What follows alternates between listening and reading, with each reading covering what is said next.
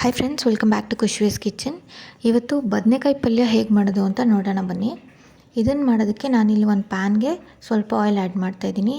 Oil ಬಿಸಿ ಆದ ನಂತರ ಸಾಸಿವೆ ಸಿಡಿದ ನಂತರ ಕರಿಬೇವು ಹಾಕ್ಕೊಂಡು ಸಣ್ಣದಾಗಿ ಕಟ್ ಮಾಡ್ಕೊಂಡಿರೋ ಅಂಥ ಈರುಳ್ಳಿ ಆ್ಯಡ್ ಮಾಡ್ತಾಯಿದ್ದೀನಿ. ನಾನಿಲ್ಲಿ 1.5 ಅಷ್ಟು ಈರುಳ್ಳಿ ಆ್ಯಡ್ ಮಾಡ್ಕೊತಾ ಇದ್ದೀನಿ.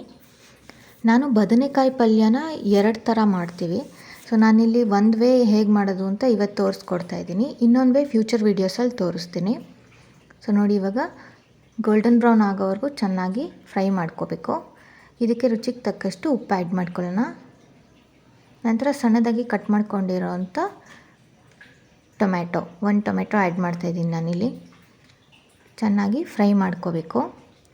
ಫ್ರೈ ಮಾಡ್ಕೊಂಡ ನಂತರ ಸಣ್ಣದಾಗಿ ಕಟ್ ಮಾಡ್ಕೊಂಡಿರೋ ಅಂಥ ಬದನೆಕಾಯಿ ನೋಡಿ, ಈ ಸೈಜಲ್ಲಿ ಕಟ್ ಮಾಡ್ಕೋಬೇಕು. ಇನ್ನೂ ಸಣ್ಣಗಾದರೆ ನಿಮ್ಮ ಇಷ್ಟ, ಇನ್ನೂ ಸಣ್ಣಗಾದರೆ ಕಟ್ ಮಾಡ್ಕೊಳ್ಳಿ.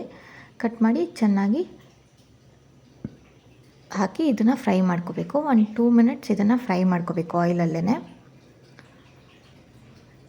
ಇದು ಫ್ರೈ ಆದ ನಂತರ ಇದಕ್ಕೆ ನಾನು 1 ಗ್ಲಾಸ್ ಆಫ್ ವಾಟರ್ ಆ್ಯಡ್ ಮಾಡ್ತಾಯಿದ್ದೀನಿ.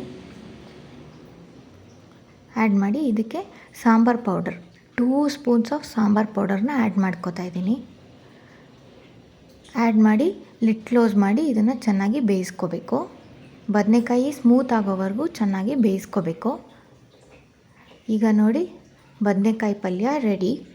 ಇದಕ್ಕೆ ಸಣ್ಣದಾಗಿ ಕಟ್ ಮಾಡ್ಕೊಂಡಿರೋ ಅಂಥ ಕೊತ್ತಂಬರಿ ಸೊಪ್ಪು ಮತ್ತು ಕಾಯಿ ತುರಿನೂ ಕೂಡ ಆ್ಯಡ್ ಮಾಡ್ಕೋಬೋದು. ನಿಮ್ಗೆ ಇಷ್ಟ ಇದ್ದರೆ ಆ್ಯಡ್ ಮಾಡ್ಕೊಳ್ಳಿ.